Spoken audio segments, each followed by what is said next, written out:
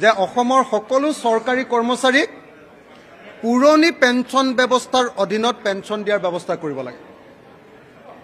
নতুন pension system বা national pension system এইটোৰ জৰিয়তে অসমৰ কৰ্মচাৰীসকলক পেঞ্চন দিয়াৰ কথা কৈছিলে প্ৰথমতে। তাৰপিছত আকৌ এইবাৰ চেণ্ট্ৰেল গভৰ্ণমেণ্টে নতুন এখন আইন আনিলে গেজেট নটিফিকেশ্যন দি যে এখন আকৌ UPS বুলি ইউনাইটেড পেঞ্চন স্কিম বুলি নতুন এখন আইন আনিলে।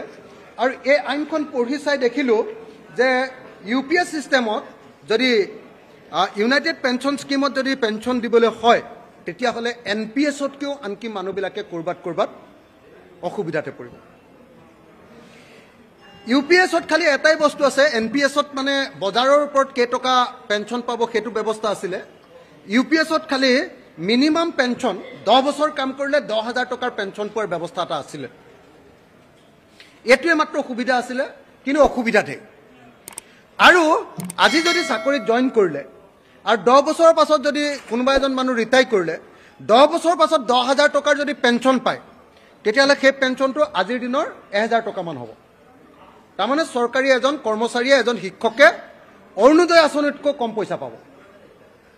অৰুণোদয় আঁচনিতকৈ পেঞ্চনটো কমকৈ পাব। গতিকে তেওঁলোকৰ জীৱন বৰবাদ হৈ যাব। মই এজন MLA, মই জিকাৰ পাছত এদিন যদি শপত লওঁ আৰু এদিন যদি বিধানসভাত বহোঁ তাৰ পাছতে মই পেঞ্চন পাবলৈ যোগ্য হওঁ।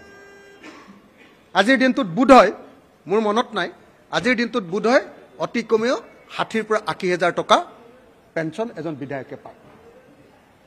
কিন্তু গোটেই বছৰ 65 বছৰলৈকে চৰকাৰী চাকৰি কৰি 30 বছৰ 35 বছৰ 25 বছৰ 20 বছৰ চৰকাৰী চাকৰি কৰি এজন চাকৰিয়ালে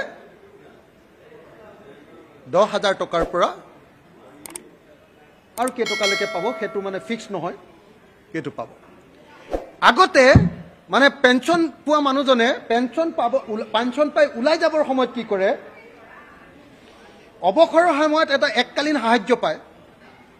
সেইটো এজনে 35 লাখ 40 লাখ এনেকৈ টকা পায়। কিন্তু এতিয়া অৱসৰৰ সময়ত এজন শিক্ষকে পইচা পাব কিমান জানেনে? 10 বছৰ কাম কৰিলে 1,37,700 টকামান, 20 বছৰ কাম কৰিলে 2,75,400 টকামান, আৰু 25 বছৰ কাম কৰিলে এককালীন সাহায্য পাব। এককালীন সাহায্য পেঞ্চন পোৱাৰ পাছত এককালীন সাহায্য পাব মাত্ৰ 3,44,250 টকা। আনকি GPFৰ ব্যৱস্থাও নাই এই ব্যৱস্থাত UPSত, আৰু গ্ৰেচুইটিৰ ব্যৱস্থা নাই। আৰু আটাইতকৈ ডাঙৰ কথা যে 10 বছৰৰ মূৰে মূৰে যে আমাৰ দৰমহা আয়োগ বহে, আৰু দৰমহা আয়োগ বাঢ়িলে যে দৰমহা যেনেকৈ বাঢ়ে পেঞ্চনো বাঢ়ে, ইয়াত সেই পেঞ্চন বঢ়াৰ ব্যৱস্থাটো নাই। গতিকে পেঞ্চন বঢ়াৰ ব্যৱস্থাটো নাই কাৰণে 10 বছৰৰ পাছত যেতিয়া ৰিটায়াৰমেণ্ট কৰিব 10,000 টকাৰ যদি পেঞ্চন পায় তেতিয়াহ'লে সেই 10,000 টকাটো মই আকৌ কৈছোঁ যে 1,000 টকামান হ'ব আজিৰ দিনত। তেতিয়া অৰুণোদয়তকৈ কম পেঞ্চন পাব। অৰুণোদয় 1,250 টকা, আজিৰ দিনৰ 1,250 টকা, তাতকৈ কম 1,000 টকামানহে পাব। গতিকে এইটো এটা ভয়ংকৰ কথা। আৰু পতি বা পত্নীক যিটো পেঞ্চন দিব সেইটো 60%হে দিব। গিৰিয়েক ঢুকালে ৱাইফক মানে পৰিয়ালৰ যিটো পেঞ্চন সেইটোও কমকৈ পাব। গতিকে আমি দেখিছোঁ যে UPS ছিষ্টেমটোক কৰ্মচাৰীবিলাকে কেতিয়াও মানি লোৱা নাই। সমগ্ৰ ভাৰতৰ ৰাজ্যিক আৰু কেন্দ্ৰীয় চৰকাৰৰ কৰ্মচাৰীবিলাকে কৈছে যে আমাক UPS ছিষ্টেমত আমাক পেঞ্চন নালাগে, আমাক OPS পুৰণি পেঞ্চন ব্যৱস্থাৰ জৰিয়তে আমাক পেঞ্চন লাগে। আজি মই এই পেঞ্চন ব্যৱস্থাৰ সপক্ষে দাবী উত্থাপন কৰিছিলোঁ যে OPS দিব লাগে। আৰু মোৰ দাবীৰ সপক্ষত আপোনালোকে দেখিছিলে যদি CPIMয়ে বক্তব্য দাঙি ধৰিছিলে, কংগ্ৰেছে বক্তব্য দাঙি ধৰিছিলে, আৰু আমি দেখিছিলোঁ যে AIDFে বক্তব্য দাঙি ধৰিছিলে। আৰু এই তিনিওটা দলে একদম থিয় হৈ মোৰ সৈতে 4টা দল, ৰাইজৰ দলৰ সৈতে 4টা দল, সৰ্বমুঠ 4টা দলে আমি ডিভিজন বিচাৰিছিলোঁ, ভোট বিচাৰিছিলোঁ। যেতিয়া চৰকাৰে ক'লে যে OPS দিয়া নহ'ব, আমি ক'লোঁ যে OPS দিব লাগিব। চন্দ্ৰমোহন পাটোৱাৰীয়ে ক'লে কাৰোবাক লাগিলে আমি NPS দিম, আৰু NPS নালাগে আমি UPSে দিম, আমি কোনো পধ্যে OPS নিদিওঁ। তেতিয়া আমি ক'লোঁ যে বিধানসভাত ভোট হ'ব লাগে, ভোটৰ ব্যৱস্থা আছে।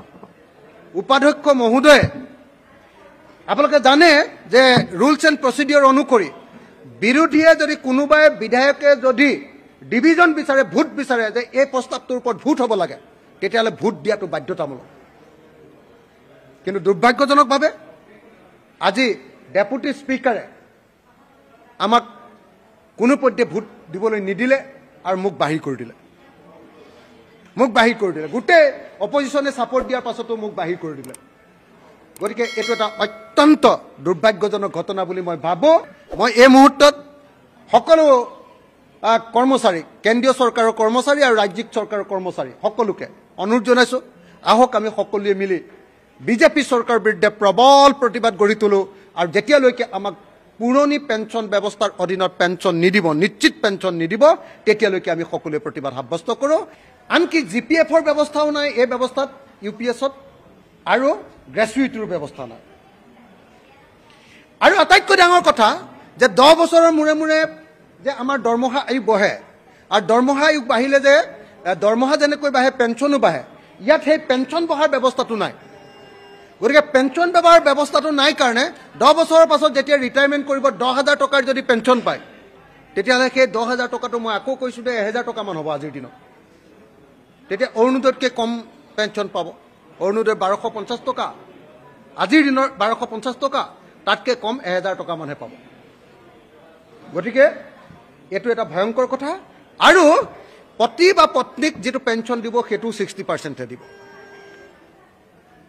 গিৰিয়েক ঢুকালে ৱাইফক মানে পৰিয়ালৰ যিটো পেঞ্চন সেইটো কমকৈ পাব গতিকে আমি দেখিছোঁ যে ইউপিএছ ছিষ্টেমটোক কৰ্মচাৰীবিলাকে কেতিয়াও মানি লোৱা নাই সমগ্ৰ ভাৰতৰ ৰাজ্যিক আৰু কেন্দ্ৰীয় চৰকাৰৰ কৰ্মচাৰীবিলাকে কৈছে যে আমাক ইউপিএছ ছিষ্টেমত আমাক পেঞ্চন নালাগে আমাক OPS পুৰণি পেঞ্চন ব্যৱস্থাৰ জৰিয়তে আমাক পেঞ্চন লাগে আজি মই এই পেঞ্চন ব্যৱস্থাৰ সপক্ষে দাবী উত্থাপন কৰিছিলোঁ যে OPS দিব লাগে আৰু মোৰ দাবীৰ সপক্ষত আপোনালোকে দেখিছিলে যদি CPIM বক্তব্য দাঙি ধৰিছিলে কংগ্ৰেছ আয়ে বক্তব্য দাঙি ধৰিছিলে আৰু আমি দেখিছিলোঁ যে AIDF বক্তব্য দাঙি ধৰিছিলে আৰু এই তিনিওটা দলে একদম থিয় হৈ মোৰ সৈতে 4টা দল ৰাইজৰ দলৰ সৈতে 4টা দল সৰ্বমুঠ 4টা দলে আমি ডিভিজন বিচাৰিছিলোঁ ভোট বিচাৰিছিলোঁ যেতিয়া চৰকাৰে ক'লে যে OPS দিয়া নহ'ব আমি ক'লোঁ যে OPS দিব লাগিব চন্দ্ৰমোহন পাটোৱাৰীয়ে ক'লে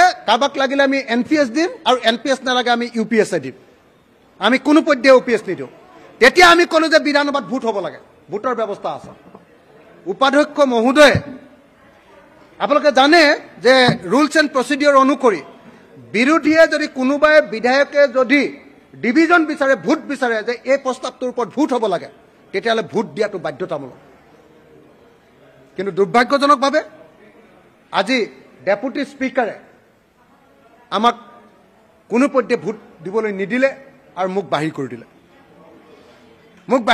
গোটেই অপজিশ্যনে ছাপৰ্ট দিয়াৰ পাছতো মোক বাহিৰ কৰি দিলে গতিকে এইটো এটা অত্যন্ত দুৰ্ভাগ্যজনক ঘটনা বুলি মই ভাবোঁ মই এই মুহূৰ্তত সকলো কৰ্মচাৰী কেন্দ্ৰীয় চৰকাৰৰ কৰ্মচাৰী আৰু ৰাজ্যিক চৰকাৰৰ কৰ্মচাৰী সকলোকে অনুৰোধ জনাইছোঁ আহক আমি সকলোৱে মিলি বিজেপি চৰকাৰৰ বিৰুদ্ধে প্ৰবল প্ৰতিবাদ গঢ়ি তোলোঁ আৰু যেতিয়ালৈকে আমাক পুৰণি পেঞ্চন ব্যৱস্থাৰ অধীনত পেঞ্চন নিদিব নিশ্চিত পেঞ্চন নিদিব তেতিয়ালৈকে আমি সকলোৱে প্ৰতিবাদ সাব্যস্ত কৰোঁ এই আহ্বান জনাই মোৰ বক্তব্য সামৰণি মাৰিছোঁ